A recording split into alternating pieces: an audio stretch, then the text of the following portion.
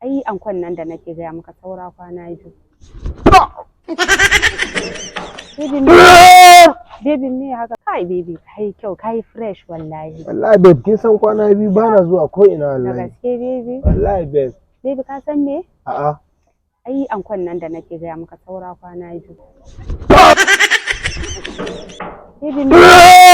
Baby me haka ka san ina son ka bana so in dinga ganin bacin ranka. Babe kin san irin wannan zancen da kike yana taba min kwakwalwa kin I love you.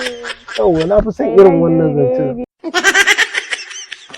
Tulubu na gane baka jin Hausa to ta kadami ida dukkatul arabiya hazi ila subbi shay mu'azan nan man zalla zuluba zalalo ziqibul qaladain Lagos. Allah ubangiji ka ba mu ikon da zamu sauke wa iyayenmu duk wani nauyi na kansu baki daya albarkacin annabi Muhammad sallallahu alaihi wasallam.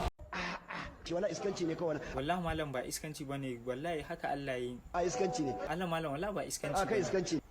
Allah ka ce maka mutum dan iska ne ba da kai da shi wala iskanci ne kawai. A iskanci